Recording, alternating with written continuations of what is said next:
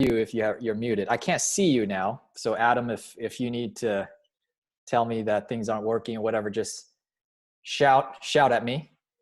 So this presentation is really a overview. We're not going to be dealing with any particular area of money specifically, because it's going to be a little difficult to get in depth in any one subject. So this is somewhat of a survey. And as you can see on the slide here, it's all you need to know about money on an index card. And we'll get into what that really means in just a moment. But really in this particular period of time, this crisis that we are passing through together as humanity, I think we all know that finances has been uppermost on a lot of people's minds.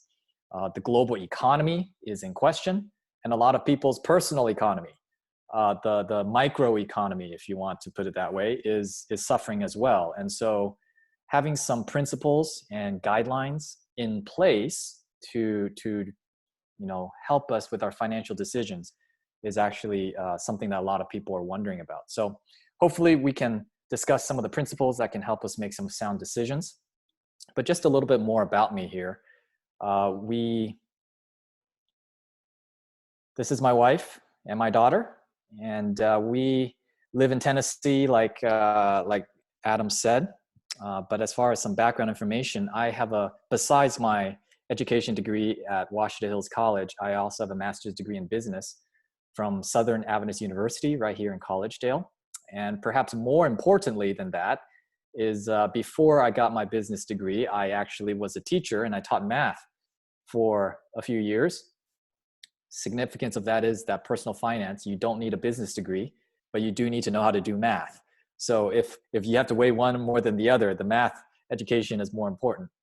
But beyond that, I am currently in training to become a certified financial planner, which is a professional designation here in the United States for people who do financial planning. So investment management, budgets and taxes and estate planning and those kinds of things.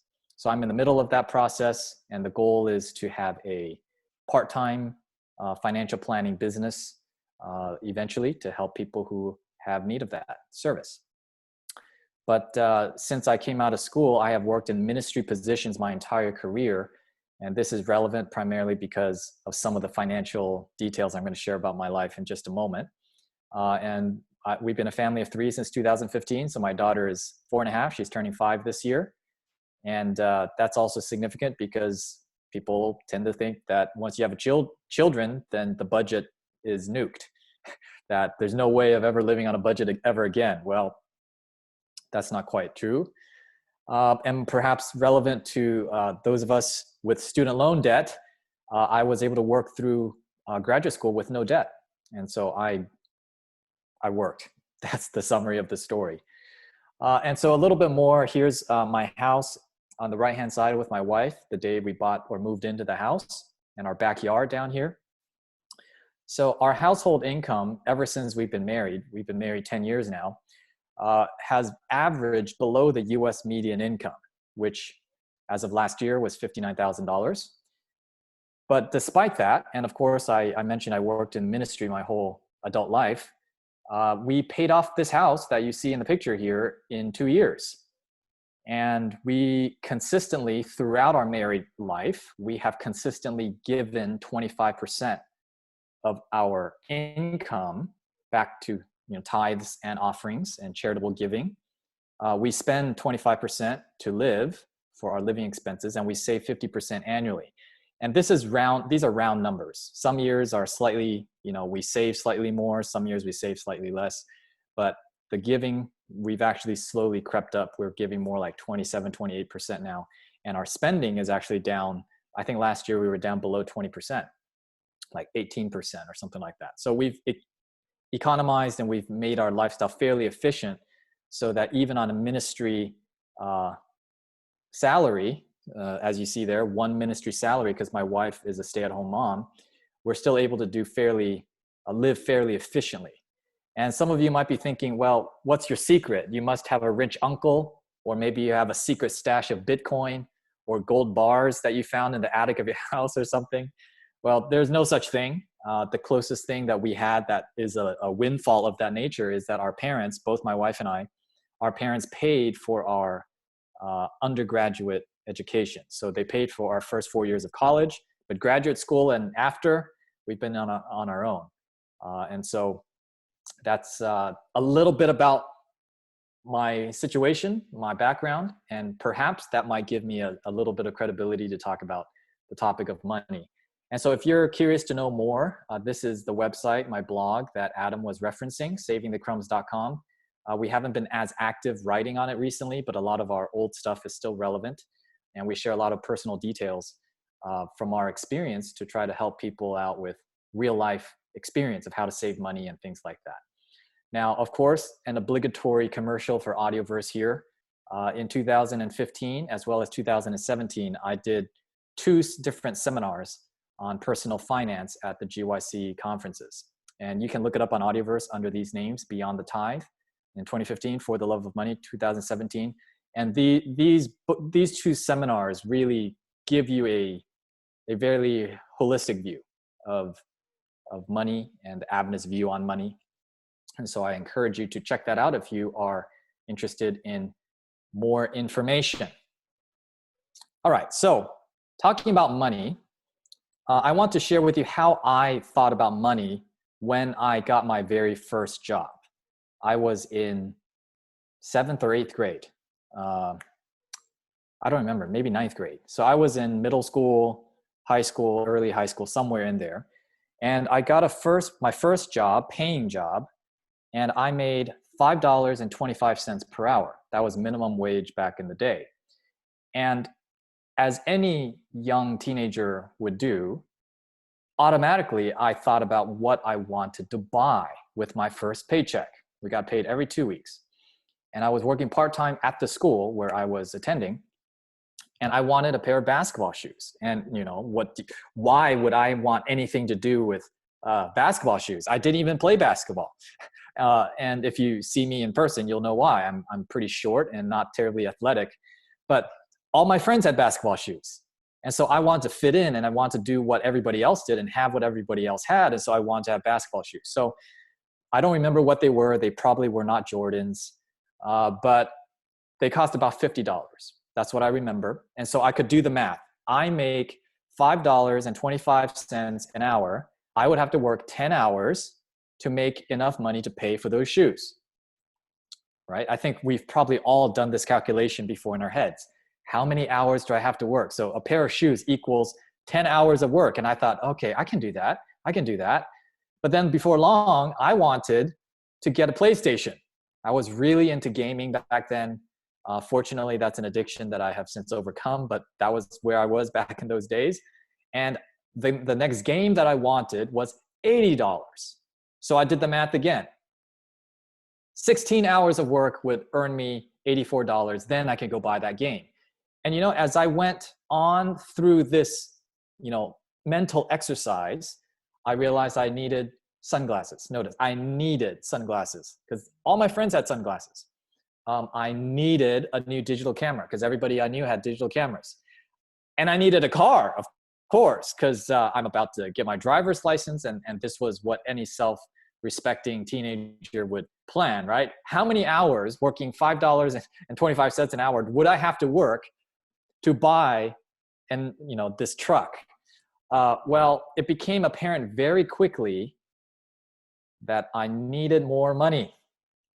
And isn't that how we feel all the time, every day, right? This is what everybody says. If only I had more money, then, right? Then I'd be happy. Then I'll be satisfied. Then I can do what I want. Well, this feeds right into the narrative on wealth that the world feeds us. It's what everybody does. Everybody has a new car. Everybody has fancy new clothes. Everybody goes out to eat fancy food. I mean, look at their Facebook, look at their Instagram, look at what they're doing. Those people are vacationing on the beach and they're going to all these exotic places. And I make more money than them. I deserve it just as much as they do. And so this is the mentality that the world feeds us. And so just like lemmings running off the cliff, we run off the cliff of financial insanity. And so the narrative on wealth keeps us on this the rat race. And and the whisper, right? The seductive voice that says to us in our ears from the news, the commercials, social media, everywhere we turn, is that the only way you'll be happy is if you buy more stuff. So happiness is equivalent in this narrative to consumption. And so you must be happy. And happiness, our personal happiness is the goal above all others. And so we must consume at all costs, even if it means we don't have the money, even if it means we have to go into debt, even if it means we have to charge up our credit card, right? This is the kind of thinking, particularly for those of us who live in the West. This is what's being force-fed to us everywhere we turn. And this is a toxic narrative that is destroying a lot of people's financial health. So how do we deal with this? Well, the solution to overcoming the world's narrative on money is, to put it simply, is to have a sound financial plan. And the good news about this is that it doesn't have to be a complicated plan. In fact, Dr. Harold Pollack, he is a PhD, a professor from the University of Chicago. He was on a radio program at some point, and he just off the cuff, he made this statement: the best financial advice for most people would fit on an index card. And he didn't say it having really thought it through. It just sort of came off the cuff. And it really stirred up a lot of people to say, how could that be true? You're just making stuff up. And so, of course, the proof would be if he could produce such an index card. And so that's what people asked him. So tell us, what is the best financial advice? And show us your index card. And so what I have here is basically the card that he wrote out in his own handwriting. And so I'll just go through this real quickly. He says, max out your 401k or equivalent employee contribution. And he's in the United States. So I realize some of these things may not apply to the UK. He also says, buy inexpensive, well-diversified mutual funds, such as the Vanguard target date funds. Never buy or sell an individual security. That means stocks and bonds. The person on the other side of the table knows more than you do about this stuff. Save 20% of your money. Pay your credit card balance in full every month. Maximize tax advantage saving vehicles like Roth, SEP, and 529 accounts. Pay attention to fees. Avoid actively managed funds. Make financial advisors commit to a fiduciary standard. Promote social insurance programs to help people when things go wrong. So this was his card. And granted, he did manage to fit it all on an index card, but he did have some criticism that this was a fairly investment-centric financial advice card. And a lot of people are not even in a position to be investing. And so he actually had several additional iterations of his index cards, which I will share, if we have time, at the end of our time together today. But this concept intrigued me because I tend to agree with his sentiments that the key principles of financial planning, financial advice, does not need to be complicated. And so I set out to try to create my own note card, which I will call the Crumb Saver note card. And I'm just going to go through the 10 points that are on my note card, which I believe are biblical principles that form a sound foundation for all of our financial decisions and financial planning. And so the Crumb Saver note card, we'll just go through it here together. Point number 1 is we ought to pay God first. And for us in our home, we aim for 25% or more. And that's not to say you must start there. You can pick whatever percentage you want, but I think biblically speaking, we have to remember that God is the owner of everything and that our tithes and our offerings are not optional. In Malachi, it tells us that we're robbing God if we do not return a faithful tithe to him. And also there's often that question, do we pay tithe on the gross or on the net? Well, the question is, who should get paid first? Should the government get paid first or should God get paid first? Well, I think this point answers that question. If we pay God first, then it resolves some of those questions of when does the tithe come out of our income. So the second point here is pay myself second. And so, if you hear some people in the world, they'll say something like, always look out for number 1, pay yourself first. I say pay ourselves second, because God always comes first. And the reason for this is that we're, generally speaking, if we don't prioritize our savings, we'll find a way to spend the money. And then if we hope that there's something left at the end of the month, oftentimes it's not there. So we should start off with savings as a goal and set a target. So for our home, we've set a target of 50% at least, 50% or more. But guess what? A lot of people, they're not in that place. They're not able to do that right off the bat. That's okay. Saving 25% might not be as much as 50%, but it's still 25% more than 0%, right? Or even if it's 20% or 10%, right? Most general financial advice that you see out there, they say start at somewhere between 10 to 15%, start there and move up, because 10% of savings is going to be 10% more than zero. So point number 3 here on the Chrome Saver note card is about work. If we don't work, we don't eat. That's found in 1 Thessalonians chapter 3, verse 10. Paul actually says that. If any man does not work, neither should he eat. And also Colossians 3, verse 23, it says, whatsoever your hand finds to do, do it as unto the Lord. And of course, we know that God placed Adam in the garden. And after sin, he said, by the sweat of thy brow, thou shalt eat bread. So there is a built-in, like God has built it into us that we are built to work. And, you know, a lot of discussions nowadays about, you know, others like the government stepping in to sustain the population. And, you know, that's maybe a stopgap measure, but ultimately God designed us to work. And we have to remember that, to have a strong work ethic, to be able to work hard, to put in our best effort, to be a key employee if we're working for somebody else, or to work hard as an entrepreneur if we work for ourselves. You know, this is an important principle, the work ethic piece. If we don't work, we shouldn't expect to eat. That's a biblical principle. And we're not just working for our human boss, we're working for our heavenly Father. So point number 4 has to do with budgeting. Now, implied in this point is that we ought to have a budget, right? So I don't even say that in the note card because I feel like it should be a given. We should live on a budget. But what I'm really dealing with here is, what's the ideal budget? The ideal budget is 0. And I'm going to need to explain this because it's not possible to live on $0. We know that.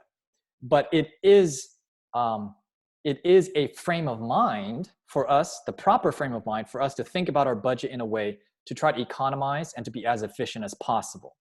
So a lot of times when you look at personal finance books, they give you principles for budgeting. They say, oh, you should spend about 25 to 33% on your housing, maybe 10 to 15% on transportation, another 10% for groceries.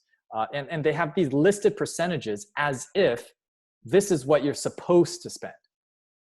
Well, what if you earn a lot of money, right? If you earn a lot of money, it doesn't mean you have to buy a bigger house.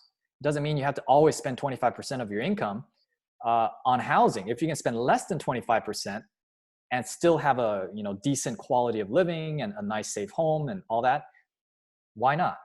So in our home, we actually have a negative electric bill.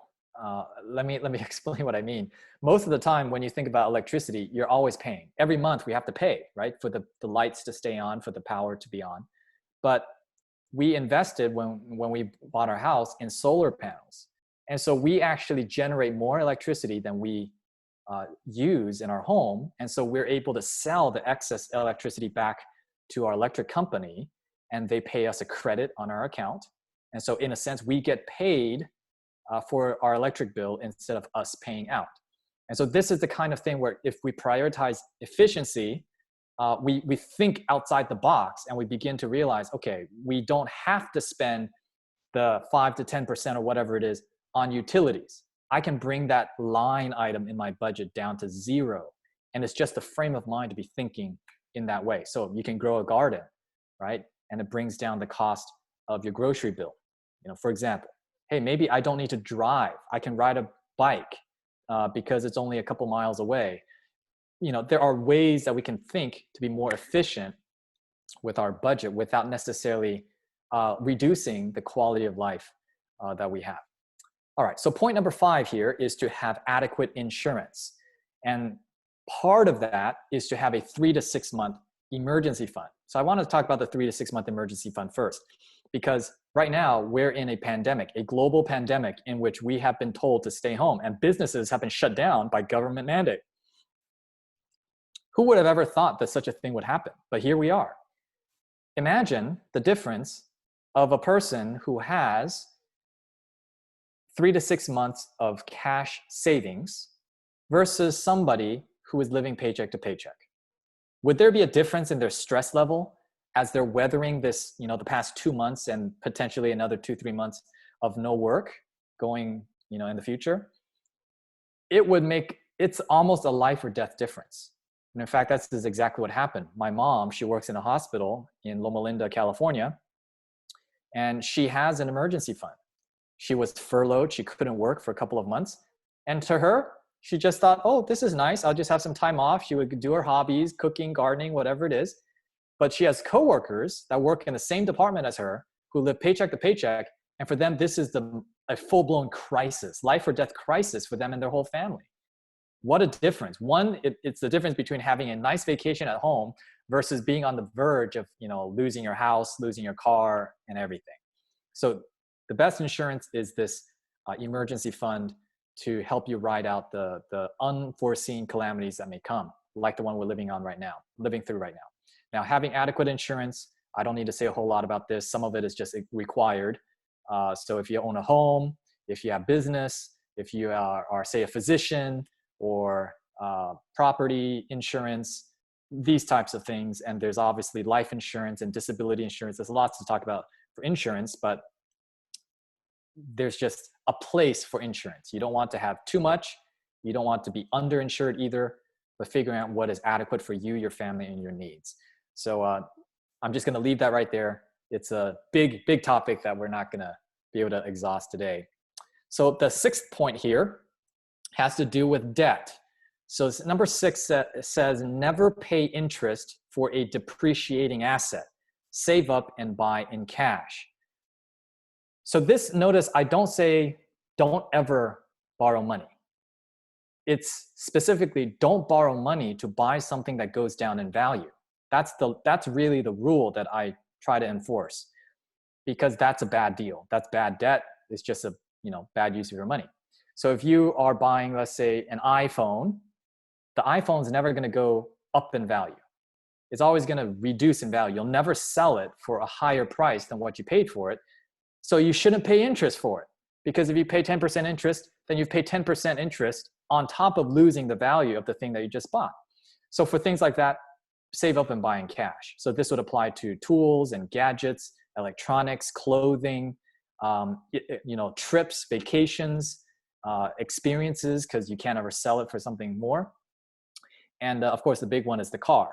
So for me, the car is the biggest purchase that falls in this category. I do not recommend people borrow money to buy their cars. You can talk to me later about how, there are strategies how you can do that. But as far as what you can borrow money for, it would be things that appreciate, things that go up in value. So buying a home would be an example. And then education is also another example, because presumably with a degree, you can earn more money in the future. But of course, even those things, just because you are allowed or it's acceptable doesn't mean you must. Okay, so only borrow what you need. Number 7, this is a common theme for all financial advice. Pay off your credit cards in full every month. Don't leave the balance rolling over and accruing interest.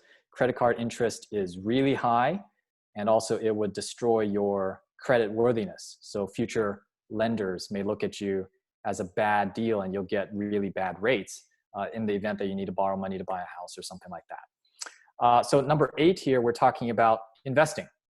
So this is where it may not apply so much in the UK.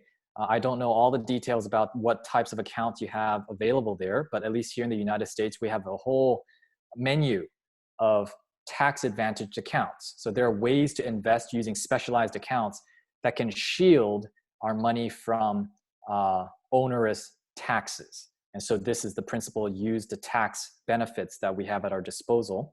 And the alphabet soup here in the parentheses, that's all US related, so you don't need to worry about that too much.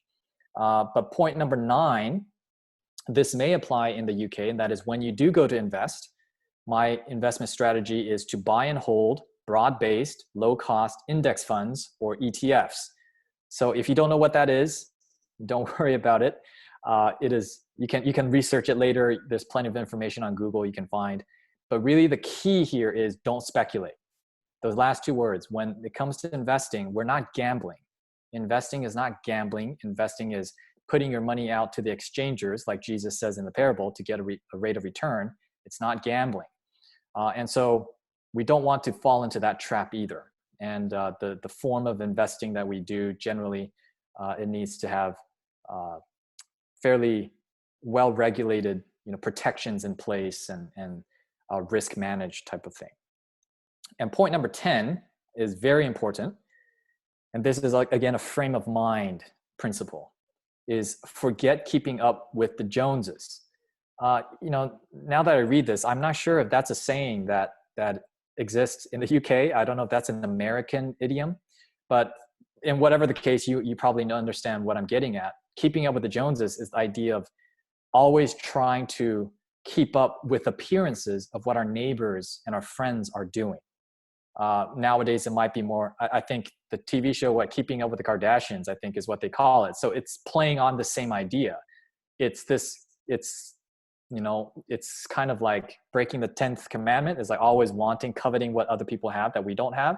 Oh, they're wearing that, I need to wear that. They drive that, I need to drive that. They eat there, I need to eat there. They have that kind of vacation. Their Instagram looks like that, I need to be like that.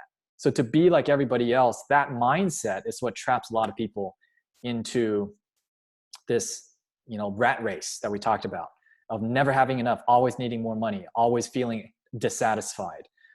The principle really is, I am wealthy as long as I have enough to meet my needs. And that's biblical. The Bible says, godliness with contentment is great gain.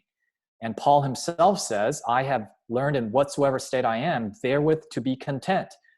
So to be content with what we have, to be satisfied with the blessings that God has given us without constantly pining for what other people have, that frame of mind by itself will help us to adjust to a lot of other lifestyle things that we need to keep in mind as well. So this is the Crumb Saver note card, 10 principles that I hope is helpful to you, to give you sort of a broad overview of some of the key principles and areas of personal finance to pay attention to. So just in closing, let me just quickly go back to the additional index cards from Dr. Pollock. So people sort of got on his case, so he came up with a couple additional cards that are a little bit more general purpose. And you might find these helpful for your particular situation. It might stimulate a few things. So let me just run through this real quick.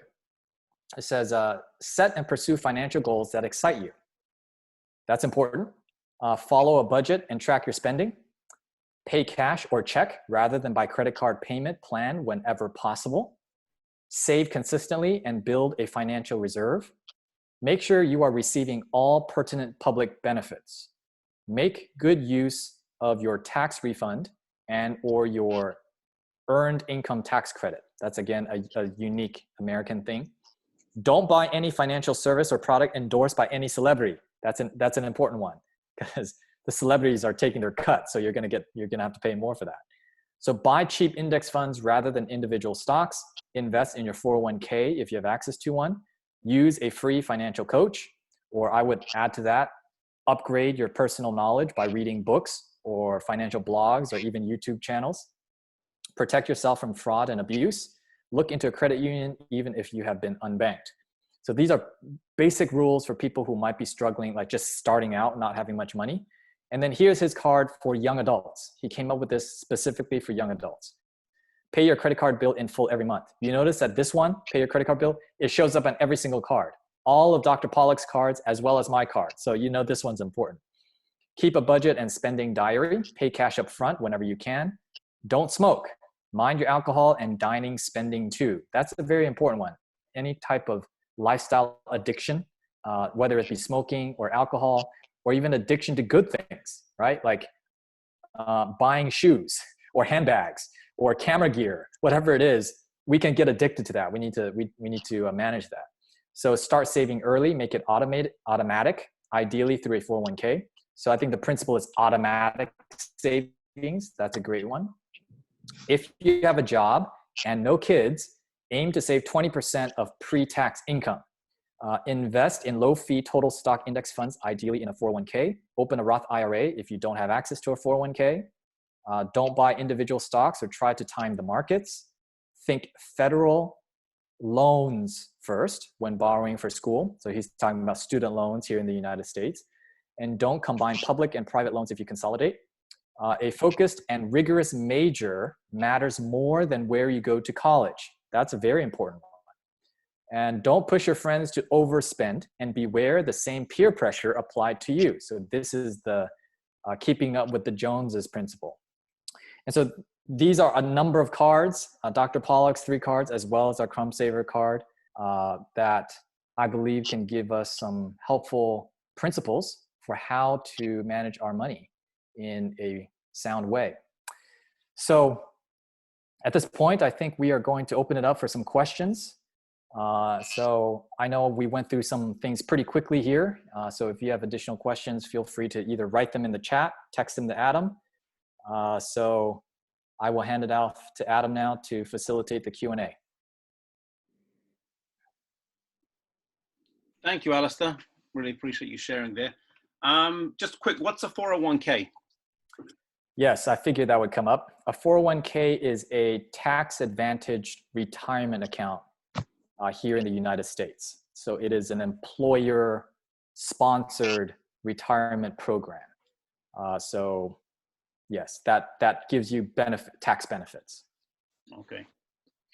All right, guys, each one of you is on mute. If you want to unmute yourself to ask a question, you can, or if you would like to send me a question in the chat box, then I will ask that to Alistair. So yeah, what questions did you have while you're thinking? We've got another 20 minutes or so. Question, how would you deal with job loss going from 2 incomes to 1? This is a reality for a lot of people. And, I think the number one thing is to take inventory on your actual spending. So go back through your credit card statements, your bank statements, your receipts from the past few months. If you can go back to 3 months, as far as 3 months, that's great. And the key is to get a clear picture of what you need to live. Like, how much do I have to spend to take care of all my basics, all my necessities, groceries, shelter, utilities, transportation, clothing, all the necessities. Cut out all the extra stuff, right? Like, fancy restaurants, you can't go to restaurants, anyway, right? But, any unnecessary stuff, cut that out and just look at the bare minimum, what you need, and then look at what you're bringing in on the single income. And then once you see what that single income is and what you need to spend, then you see the difference that you need to make up. And the difference that you need to make up, depending on how big it is, that then affects how big of an emergency it is. So the more you need to make, the bigger the issue, obviously.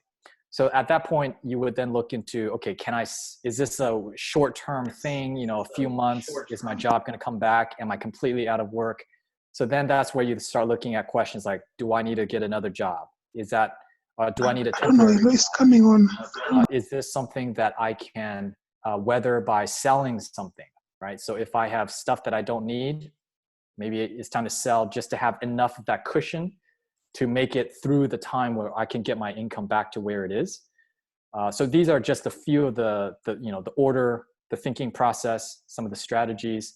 And again, back to the emergency fund, this is the type of thing that emergency fund is helpful for. It gives you that buffer so that you have a little bit of time to get back to getting the second job back or whatever it might be. Okay, thank you for that. Another question that's coming: at what stage of life should one look to buy property? And is it practical in this day when houses are more expensive and people are not paid as much? So that's going to be a different calculation for each person based on your particular unique needs and your family and your income and where you live and all of that.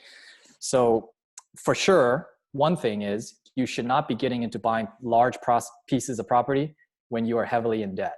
So if you have massive student loan debt, massive credit card debt, you own 3 cars and you have debt on all of them, that's not a time to go be buying a house. However, there isn't really a particular life stage. If you are young and single and you have a steady job and you have some savings and you want to buy a house, that might be the right time. Or if you have a family and you're interested in country living, for example, there's a lot of talk right now about country living. You know, it's all depending on your particular situation, your needs. But the financial picture is make sure you're out of debt.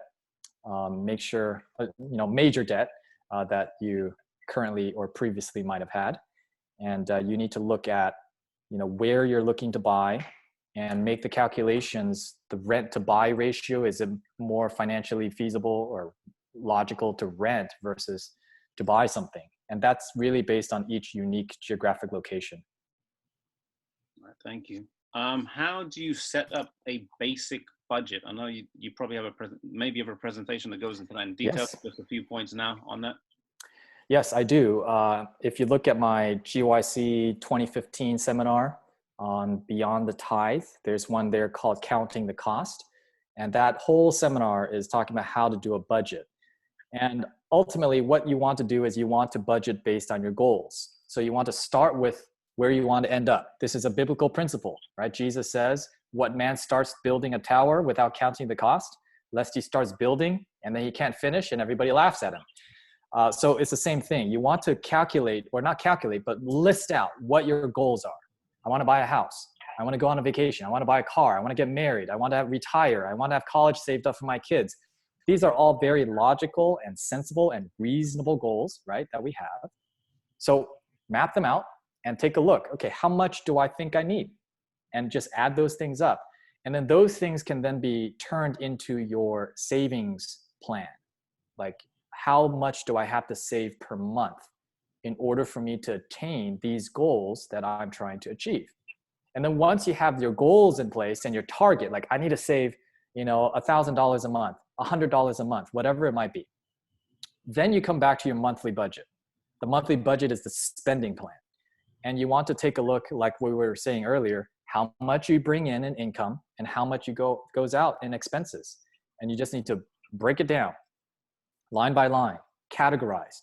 How much do I spend on housing, transportation, clothing, food, insurance, household supplies, hygiene, whatever it might be. And then you just see where you can nip and tuck and trim and make more efficient and economize, to try to bring your monthly savings to a point where it will allow you to reach your monthly savings goals that will attain your long-term goals. So that's the general picture. That's the order of events. You're thinking long-term. And I break it down with examples, with tables and all that in my presentation. So you can look that up on Audioverse for more. Yeah, appreciate that. How do you balance investing on earth for the future, laying up your treasures on earth as in brackets, and laying up treasures in heaven, giving to missions and evangelism? Yes, this is a very Adventist question. I like it.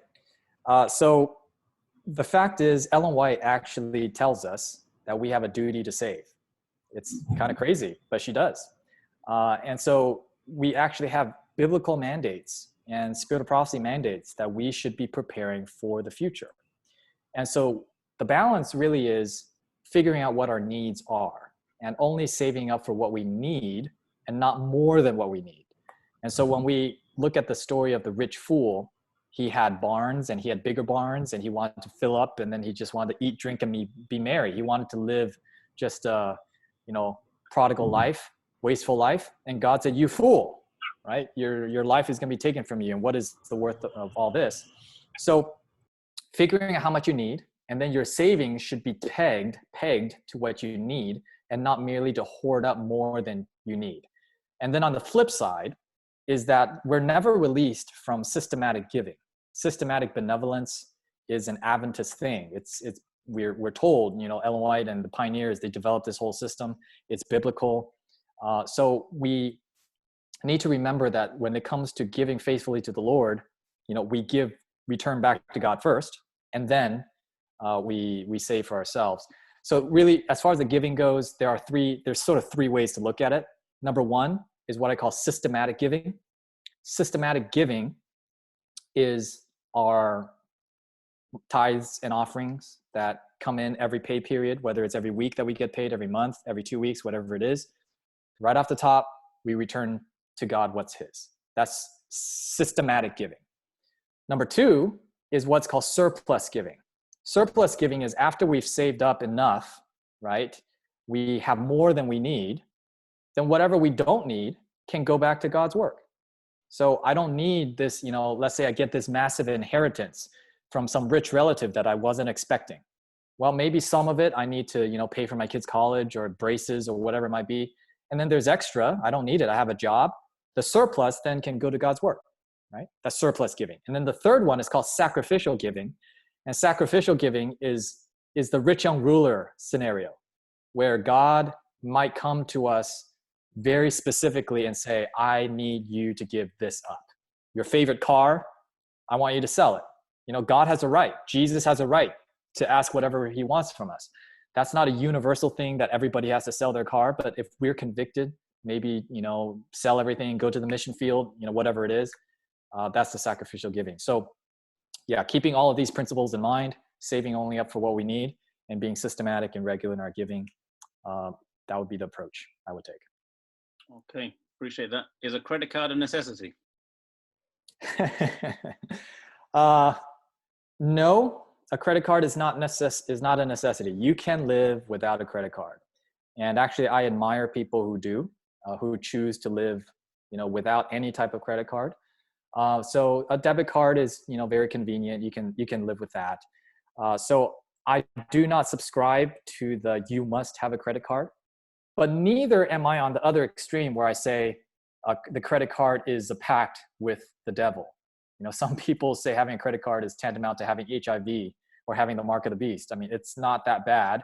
I do think credit cards do have benefits, advantages, as long as you don't buy stuff you don't need with it and you pay it off every month.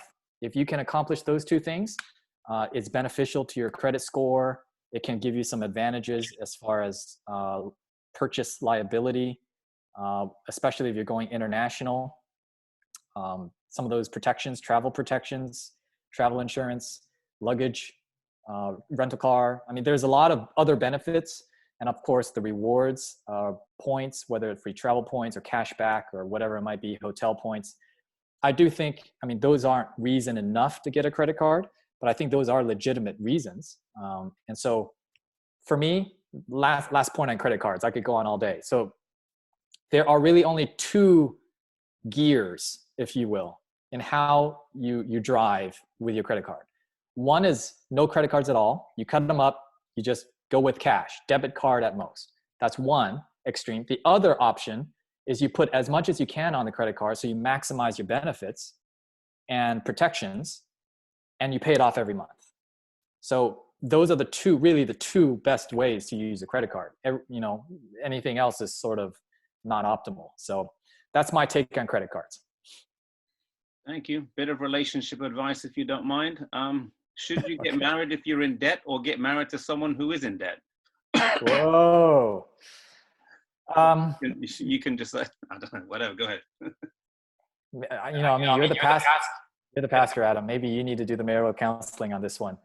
But I don't think there's a yes or no answer to that question. Yeah, you're right. It's not a yes or no question. I think in this particular situation, the best thing is to have a very honest, heart-to-heart conversation. I think when you're serious about getting engaged and you're thinking about marriage, money cannot be a secret. That's just, I think if there is money secrets, if someone feels compelled to have secrets about money from a potential future spouse, that is a bad sign for the likelihood of a successful marriage in the long term. So I really think before marriage is the time, right? Before you're hitched for life, before you say I do, that's the time to say, look, all cards on the table. This is my debt. This is what it is. Here's what I feel about it. This is what I want to do with it, or not want to do with it. And you need to have that conversation. And it's really more of a compatibility issue more than a dollars and cents issue. It's really, do I see eye to eye with this person? Do we have the same goals? Do we have the same priorities? Because the issue is not so much the debt in and of itself. The issue is one person saying, what's wrong with having debt? Everybody has debt. While the other person is like, I want to get out of debt as soon as I can. And if you have these two conflicts in the home, it's just going to be for a very unhappy home. So that's what I would say to that. Are there any side hustles that you would recommend as being better than others from what you've seen? Whoa, this is an entrepreneur, I can tell. Side hustles are a great idea. I think it's really up to you because you have unique talents and skills. Like it's really individual. So, and what you enjoy. So some people like to, buy and sell used stuff on eBay. I don't know if you have eBay in the UK, but yeah. So, what I'm talking about, online auctions and things like that. Other people like photography. You have to be careful about the gear acquisition syndrome, just wanting the latest and greatest, but it is possible to do photography as a hobby on the side, sell prints, do weddings, portraits, it's possible. You can do that. It's really a question of how much capital does it take upfront. The less capital it takes to begin, the better.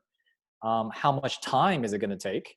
Because if it takes so much time, like you spend so much time to get a little bit of money, is it really worth it? Even if you enjoy it, right? It might not be a side hustle at that point. It might just be a hobby. So you need to consider some of these things. And also, is there a market for it? Some of the things that we like to do, nobody else really cares about. And that's probably not worth it. So I have to tell you this story. I don't tell many people this, but I have a little side hustle. And I love gardening. And I grow a lot of fig trees. And so I've learned how to propagate fig trees. And I sort of stumbled upon this side hustle. And so I propagate fig trees and I sell them online. We have a fig online auction. It's like an eBay for fig trees and garden plants and stuff. And so, in the summertime, for my break after work, I go out, work in the garden. I, work on my figs and I list them online and I sell them. And, so, that's something that I've done. Nobody else probably would care to grow fig trees, but that's just an example of a side hustle that I'm doing right now. Okay. I've got a question that came from someone who says, I'll read the question and then read the scenario, the questions at the end. For the past 2 years, I've been able to save almost 70% of my monthly salary post-tax. I basically have saved enough to pay off my student loan debt. However, my saving goal was to purchase a house. Would you recommend using all my savings to pay off my student loans or invest in a property or half and half? There's no right or wrong question or right or wrong answer on this. The fact that this person was able to save 70%, a big hand of a round of applause. That's amazing. That's just unbelievable. Great job. Great job. So the fact that this person is able to do that tells me they're probably going to be fine either way. So a couple just mathematical questions that I would ask would be the interest rate difference between the student loan and then whatever home mortgage interest rate would be. So let's say your interest rate on student loans, I'm going to use US numbers because that's what I'm familiar with. Student loans run about 7%, 7 or 8%, whereas home mortgages right now are like 2.5 to 3.5%. So we're talking double the interest rate. So if that's the scenario, then I would say pay off whatever is the higher interest rate first, because you're going to save more money in the long term. But if you have, if they're sort of equivalent or the mortgage for some reason is a higher interest rate, then, you would go the other way. So I don't think there's a right or wrong answer to that one. This person is probably going to be all right if they're responsible enough to save 70%. Amen. There's advice to someone who maybe they want to be a missionary or go into mission work. Would you still advise someone who maybe not be receiving a huge salary, maybe they're I don't know, getting a small stipend in another country or something like that, will you still advise them to have a 3 to 6 month emergency fund saving as well?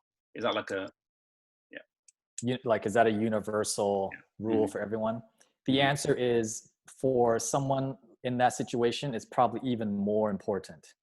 I don't know what kind of mission work you're doing, but if you are donor supported or your revenue stream is irregular, like it might get shut off. Like, let's say economic crisis comes and your project is funded by one primary or a couple primary donors, their businesses get shut off.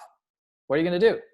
Right? So there's different types of mission endeavors. I realize that. So it may not be that scenario, but for someone who is in a situation that is fairly low income and there's very low margin as it is, it's even more important to have the 3 to 6 month emergency fund.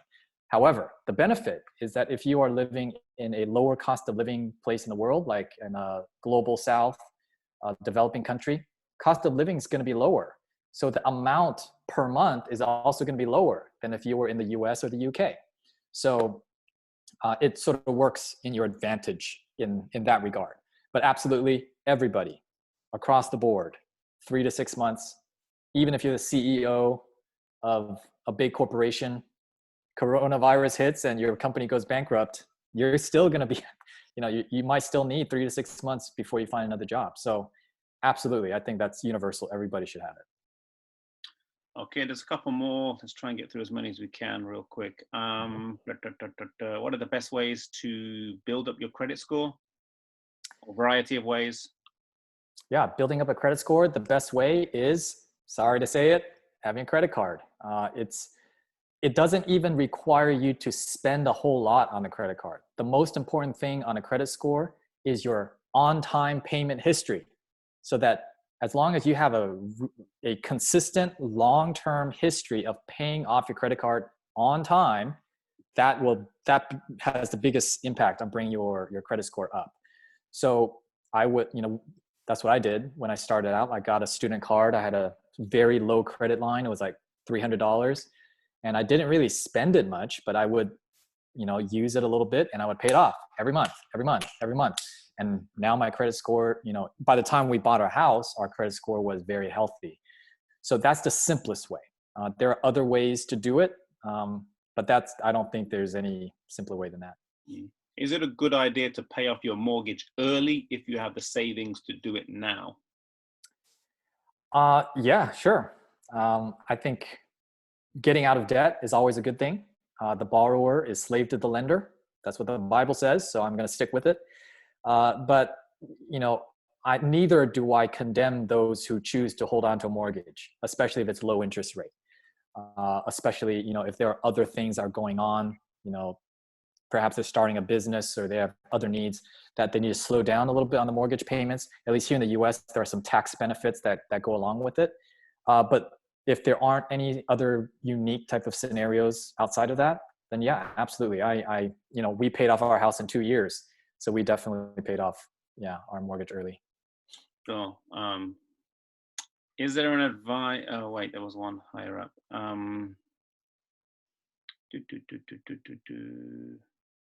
How would you encourage children to manage finances? At what age do you say, oh, you should start being aware of what you get, Yeah, my daughter is 4, going on 5, and she's just now starting to understand the concept of money.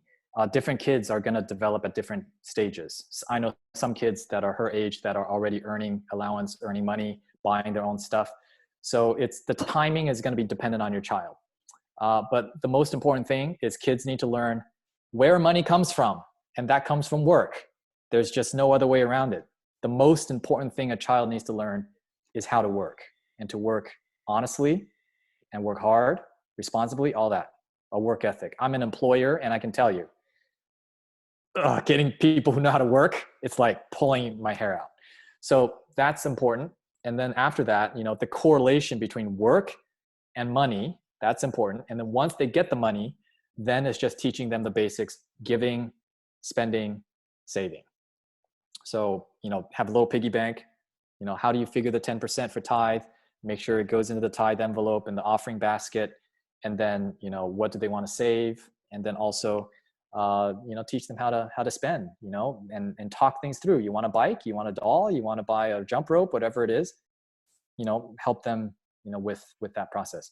So my daughter's still early in the process, so I don't have any real practical experience yet, but those are some of the principles, at least. Are there any basic advice for getting out of debt? Basic tips on getting out of debt as soon as possible? Yeah, and absolutely. Is there somewhere else where someone can go to watch a bigger presentation on that? Yeah, I do have a presentation on that. It's called, I think, Slaves with Smallpox is the title. So in short is to use the debt snowball. That's the methodology. So you list all of your debts from the smallest balance to the largest balance, and you pay them off in order, one at a time. So you make minimum payments on all of them so you don't go in arrears. But the first payment, you take as much money as you can and you pay that off as fast as you can. And once you knock that out, scratch it off the list, all your extra, you roll it onto the next one. So that's where the snowball analogy comes from. You just keep adding more and more snow on this ball as you roll down your debt snowball. And the reason for this is primarily for a psychological benefit. Especially when we have a lot of debt, it's hard to focus. It's easier to focus on just one thing than to focus on a dozen things. So if you focus on the smallest one first, it doesn't look so insurmountable. And when you knock it out, the feeling is really great. And so you're motivated to, okay, let me attack the next one and wipe that out. And so it may not necessarily be the most mathematical sound one. Like, if you're paying it off by order of highest to lowest interest rate, that would be the way to save the most money. You can do that if you choose to, but generally I recommend the debt snowball. The only thing is, don't just pay the minimum. Like, you have to actually make extra big payments. There's no other way around it. Mm-hmm. What's the main difference between good debt and bad debt? Yeah, I don't like the term good debt, but I understand the terminology. I call it bad debt and acceptable debt, because there's no such thing as good debt, because the borrower is always slave to the lender. But that's a mere technicality. So the point is, bad debt are borrowing money for things that go down in value, that only go down in value. Acceptable debt are purchasing things with debt that could potentially increase in value or even pay off what you borrowed. So borrowing money to buy a house or start a business, or to buy inventory for your business to sell. So like, you have to borrow money to buy this, and once you sell it, the profit will pay back, right? So that's a form of acceptable debt. And education, within reason, right? Like, you have to be getting a reasonable degree. If you're borrowing a bunch of money to get underwater basket weaving degree that you can't ever get a job, that's bad debt still. So that's the rule.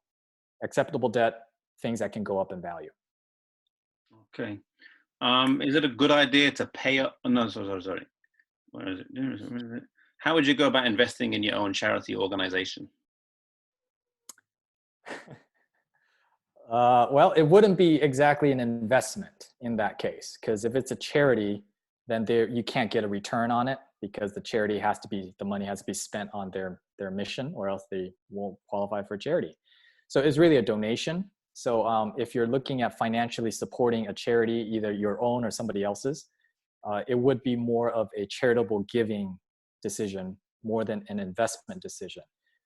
But of course, for those of us that work in ministry, the best investment is to put your back into it, blood, sweat, and tears, sacrifice your time, energy, influence to advance God's work. That's how we do it. Okay, maybe one more question, because I know we're up with our time with you, and that would be, is there an advice on pitfalls and advantages in investment in groups? What kind of groups are we talking about? Buying an asset in groups. This is a little bit more complicated of a question, because it depends on how the group is structured. Some groups are structured as multi-level marketing things, and those are bad. But others are structured like a mutual fund. I know I mentioned it a few times. Mutual funds are just a whole group of people grouping together to buy a basket of assets. you know, it's really what kind of structure it is. If it's carefully regulated as a financial instrument, investment instrument, you want to make sure that you have protections, because the worst thing is to get into a group only to have somebody swindle you or to have defrauded you because, you know, they were a, you know, smooth operator. So it's not necessarily all bad, but there would need to be a lot of questions to be answered. Okay, I think that's, we got through all the questions that have come in. So thank you, appreciate you taking the time to share with the youth of the North England Conference and a couple of extras from other countries as well.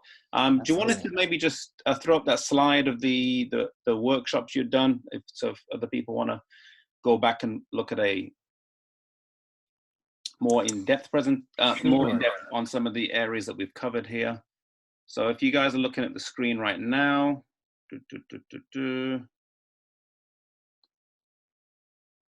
Whoops, what happened?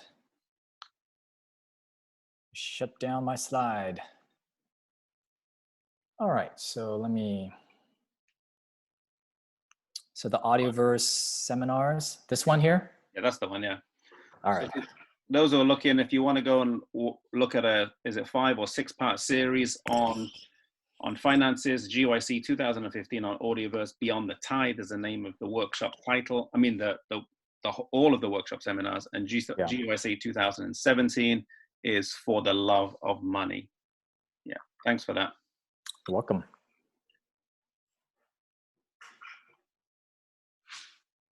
You just cool. All right then, or if you just click exit screen share, or we could leave it like that. It's fine. All right, guys, thank you for joining. We are going to we'll close with a word of prayer. I don't know if you want to say a word of prayer for us, Alistair, to close out, and then Sure. I'll make a few announcements at the end, and then we'll close. All right, absolutely. Let's pray. Father in heaven, thank you for the time we can spend virtually together to discuss some of these more practical aspects of money management. Lord, we know that you are the owner of all things. We are merely your stewards. And so we ask for wisdom to know how to best manage your resources wisely. For those who are struggling with either debt or big decisions or career challenges, work issues because of this pandemic or something else, I pray for your hand to be upon them. May you give them guidance and assistance as they seek your wisdom. So please bless us this evening. We ask and we pray these things in Jesus' name. Amen. Amen. Thank you so much. God bless you all.